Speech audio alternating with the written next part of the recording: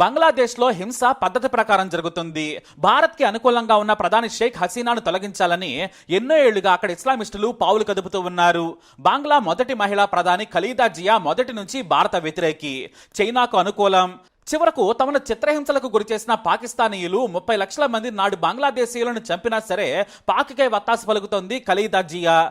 పాకిస్తానీయులను నేటికి అక్కడి వారు రజాకార్లు అంటారు. ఇక ఆ తర్వాత షేక్ హసీనా అభివృద్ధి చేసినా కూడా నియంత తరహా నిర్ణయాలు కొంపముంచాయి. వాస్తవానికి రిజర్వేషన్ల విషయం చాలా చిన్నది, కానీ విద్యార్థుల ఆందోళనను అణిచివేయాలని తీవ్రమైన నిర్ణయాలతో కాల్చి చంపేసేందుకు కూడా వెనుకాడలేదు నాటి ప్రధాని హసీనా. ఆ తీవ్రతను గమనించింది భారత్, ముందుగానే హెచ్చరించింది. స్టూడెంట్స్ తో వైరం వద్దు, రిజర్వేషన్ల మీద వెనక్కి తగ్గితే మంచిది. కొన్ని దేశాల కుట్ర దీని వెనుకుందని చెప్పడంతో ఆమె తగ్గారు. ఆ వెంటనే సుప్రీంకోర్టుతో 30% రిజర్వేషన్లను తొలగించారు. ఆమె ఆర్మీని కాల్పులు జరపొద్దని ఆదేశించారు. కానీ ఎంతో పద్ధతిగా అవతల వారి చక్రం తిప్పేశారు. ఇందులో 2 కోణాలు కనిపిస్తున్నాయి. బంగ్లాదేశ్ వేగంగా అభివృద్ధి చెందుతోంది. అమెరికాలోని ప్రతి బ్రాండెడ్ షోరూంలో డ్రెస్సులన్నిటిపైన కూడా మేడ్ ఇన్ బంగ్లాదేశ్ అని రాసి ఉంటుంది. యూరోప్ లో ధనికులు వేసుకునే బట్టలు కూడా బంగ్లాదేశ్ నుంచే వెళతాయి. అలా ప్రపంచానికే క్లాత్ ఎక్స్పోర్ట్ సెంటర్ గా మారింది బంగ్లాదేశ్. 3 జీడీపీని కేవలం 15 నెలల్లో సాధించింది బంగ్లా. ఇక తలసరి ఆదాయంలో కూడా మనల్ని దాటివేసేంతగా వేగంగా ముందుకు సాగుతోంది. అయితే హసీనా చేసిన తప్పులు చాలా ఉన్నాయి. ఒకటి, నియంతృత్వం, ఎన్నికల రిగ్గింగ్, మతోన్మాదాలను చూసి చూడనట్టు వదిలేయడం, మొత్తం తన పార్టీ నేతలు కార్యకర్తలతోనే ప్రభుత్వ విభాగాల్లో నింపేయడం చేశారు ఆమె. అన్ని సవ్యంగా చేసిన ఎన్నికల వ్యవస్థను నాశనం చేసేశారు. చివరకు ప్రతిపక్షాలు ఎన్నికలను బాయ్కాట్ చేసే వరకు వెళ్లిపోయింది వ్యవహారం. అయినా కూడా ఆమె పట్టించుకోలేదు. ప్యాలెస్ లో కూర్చొని పాలన చేశారు. ప్రజలకు అన్యాయం చేయలేదు, కానీ ప్రజాస్వామ్యాన్ని అపహాస్యం చేసి నియంతృత్వ పోకడలకు రుచి మెరిగారు. అధికారాన్ని తలకెక్కించుకొని నేను బంగ్లాదేశ్ అంటే నేనేనని విర్రవీగారామె. దేశానికి స్వాతంత్రం సాధించి పెట్టాలని ఆమె తండ్రి ముజిబుర్ రెహమాన్ ఎంతో కష్టపడ్డారు. నాడు ఇందిరాగాంధీ సాయంతో పాకిస్తాన్ వెంటాడి పారిపోయేలా చేశారు. ఆ దేశం ఇప్పుడు ఇలా ఉందంటే కారణం భారత్. కానీ అక్కడ వారికి కృతజ్ఞత లేదు. కానీ హసీనాకు మాత్రం కృతజ్ఞత ఉంది. ఆమె చూపించారు కూడా. అయితే భౌగోళిక పరిస్థితులు మారడంతో హసీనా 2 పడవల మీద ప్రయాణం చేశారు. చైనాను బూచిగా చూపించి మన దగ్గర నుంచి డబ్బులు పిండుకోవాలని ప్రయత్నం చేశారనే విమర్శలు కూడా మొదలయ్యాయి. మెల్లిగా భారత్ తో సన్నిహితంగా ఉంటూ చైనా దగ్గర అప్పులు చేశారు. మౌలిక వస్తువుల కల్పన కోసం సాయం తీసుకున్నారు. 70% రక్షణ పరమైన ఆయుధాలను చైనా నుంచే కొన్నారు హసీనా. ఈ విషయంపై అమెరికా చాలా సార్లు హెచ్చరించింది. ఇటు భారత్ కూడా శుతిమెత్తగా సూచించింది. మొన్నటికి మొన్న మనం కూడా బడ్జెట్ లో బంగ్లాదేశ్ కు ఆర్థిక సాయం ప్రకటించాం. అయితే ఇవన్నీ కూడా మన పలుకుబడి కోసం, మన పెత్తనం కోసం మాత్రమే. ఎందుకంటే చుట్టూ చైనా పాగా వేయడానికి ప్రయత్నాలు చేస్తోంది. అమెరికా కేవలం భారత్ ద్వారా చైనాను కంట్రోల్ చేయాలని భావిస్తోంది.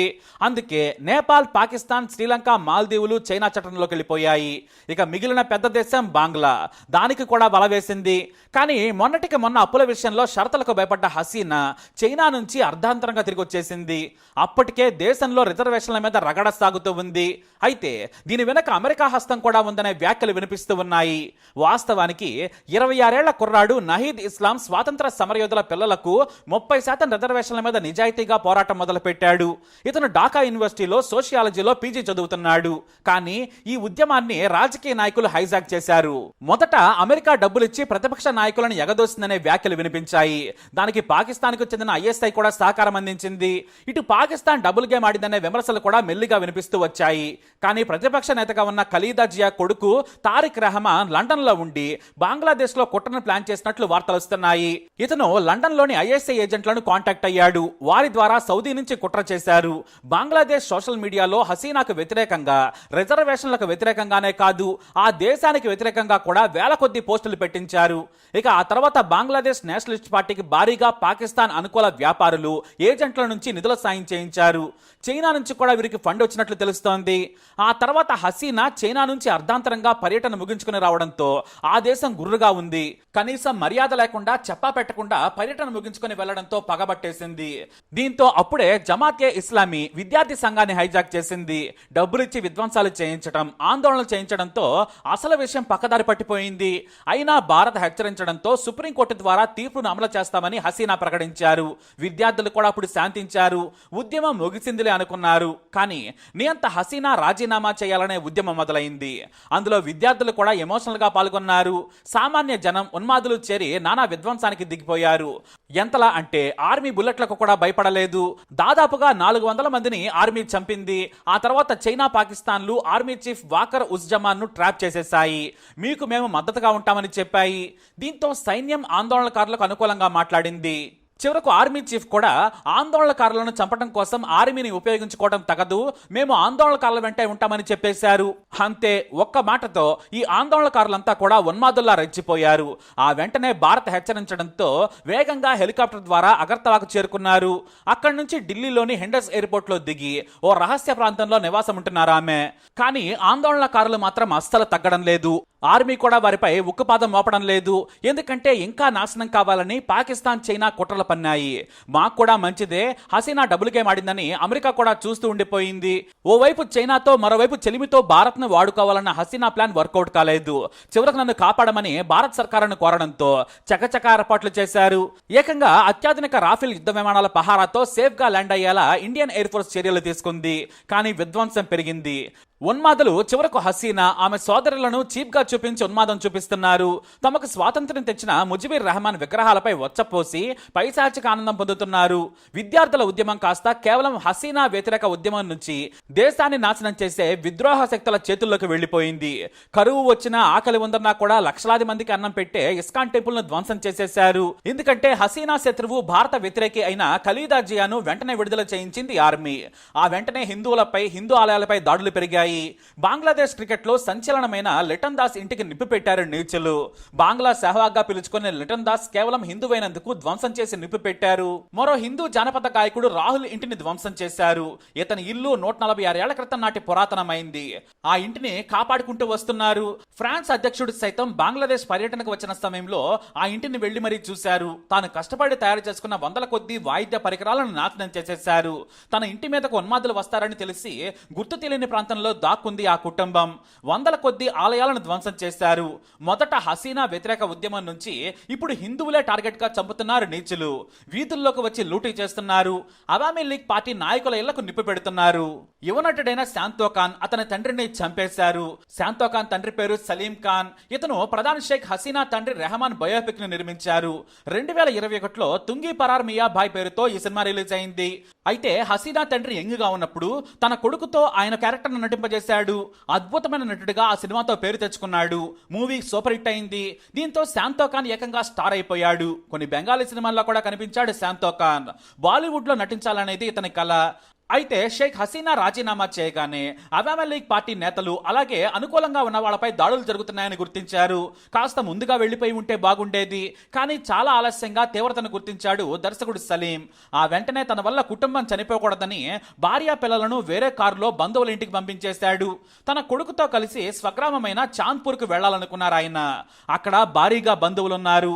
గ్రామంలోని వారంతా అతనికి తెలిసిన వారే. దీంతో రహస్యంగా కారులో కొడుకుతో కలిసి ప్రయాణం మొదలు పెట్టారు. అయితే సరిగ్గా సిటీ దాటుతూ ఉండగా రోడ్డుపైనే ఆందోళనకారులు హంగామా చేస్తూ ఉన్నారు. వాహనాలు ఆపుతున్నారు. జాగ్రత్తగా వారిని దాటుకుని వెళ్లాలని ప్లాన్ చేశారు. కనీసం గెటప్పులు మార్చుకున్నా కూడా బ్రతికేవారేమో. అలానే వెళుతూ ఉండగా ఓ ఇద్దరు హీరో శాంతో ఖాన్ ను గుర్తించారు.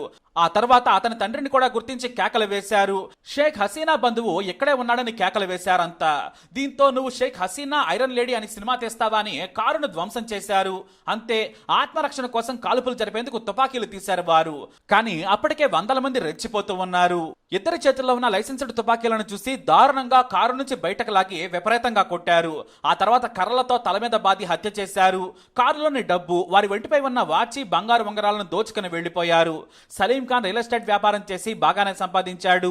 హసీనాకు వేరాభిమాని. ఆ ప్రేమతోనే సినిమా తీశాడు. ఇలా ఒకటి కాదు, రెండు కాదు, వేలాది మంది హిందువులు సొంతలను వదిలేసి పారిపోయారు. ఆలయాలు ధ్వంసమయ్యాయి. హిందూ నాయకులను బెదిరించి బలవంతంగా తాము హిందువులను చంపడం లేదని చెప్పించారు. భారత్ కూడా బంగ్లాదేశ్ ఆర్మీకి హిందువుల రక్షణకు చర్యలు తీసుకోవాలని సూచించింది. కాకపోతే విధ్వంసం ఇంకా సాగాలి, దేశం నాశనం కావాలి. ఆవేశంలో ఉన్న వారిని కంట్రోల్ చేయడం దండగానే వదిలేశారు. చివరకు పోలీసులను కూడా డ్యూటీ నుంచి వెనక్కి రప్పించేశారు. దీంతో పోలీస్ స్టేషన్లను తగలబెట్టి జైళ్లను కొల్లగొట్టి జూ పార్కుల్లో జంకలను చంపి వండుకొని తిని దేశాన్ని నాశనం చేసుకుంటున్నారు. వేల కోట్ల బట్టల వ్యాపారం నాశనం అయిపోయింది.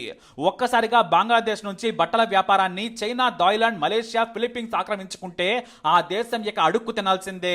ఇప్పుడు అదే జరిగేలా ఉంది. మరోవైపు ఆర్మీనే మొత్తం కంట్రోల్ చేయాలనుకుని పావులు కదుపుతూ ఉంది. కానీ విద్యార్థి సంఘాలు ఈ ఉద్యమానికి కీలక నాయకత్వం వహించిన నహీద్ కాస్త తెలివితో వ్యవహరించాడు. మీరు మీ చేతుల్లోకి తీసుకుంటే ఏం జరుగుతుందో మాకు తెలుసు, కాబట్టి ఎట్టి పరిస్థితుల్లో సైనిక పాలనను అంగీకరించాం. మాకు నమ్మకమైన నోబెల్ గ్రహీత మహమ్మద్ యూనిస్ ఆధ్వర్యంలో తాత్కాలిక ప్రభుత్వం ఏర్పాటు చేయాలని కోరారు. ఇతర జర్నలిస్టులు కూడా మొదటి నుంచి తమకు యూనిస్ మీద నమ్మకం ఉందని చెప్పారు. దీంతో ఆర్మీ ఒప్పుకుంది. అధ్యక్షుడి ద్వారా తాత్కాలిక ప్రధానిగా మహమ్మద్ యూనిస్ తో ప్రమాణ స్వీకారం చేయించే అవకాశం ఉంది. ఇతను కూడా భారత వ్యతిరేకే. అయితే యూనిస్ ను ప్రధానిగా ప్రకటించినా కూడా ఆందోళనలు ఆగపోవడం వెనుక ఆర్మీ కుట్ర ఉందనే విమర్శలు కూడా ఉన్నాయి. విద్యార్థులు మాత్రం 3 నెలల్లో ఎన్నికలు నిజాయితీగా నిర్వహించాలి, ప్రధాని పదవీ కాలాన్ని 6 ఏళ్లకు పెంచాలని డిమాండ్ చేస్తూ ఉన్నారు. మరి మహమ్మద్ యూనిస్ గతంలో హసీనా కారణంగా జైలుకి వెళ్లి బెయిల్ మీద వచ్చాడు. అందుకే యూనిస్ ను ప్రతిపక్ష పార్టీ నేత ఖలీదా జియా కూడా కోరుకుంటోంది. ఆ తర్వాత ఎన్నికల్లో గెలిచి ప్రధానిగా బాధ్యతలు చేపట్టాలనేది ఆమె ప్లాన్. మరోవైపు భారత్లో ఉన్న షేక్ హసీనాను తమ దేశం రానిచ్చేందుకు బ్రిటన్ ఒప్పుకోవడం లేదు. మీకు ఆశ్రయం కావాలంటే మీ దేశం నుంచి రావాల్సింది. ఇప్పుడు ఎక్కడ ఉన్నారో ఆ దేశాన్నే ఆశ్రయం కోరమని తేల్చి చెప్పేసింది. దీంతో యూరప్ దేశాల సాయం కోరుతున్నారు హసీనా.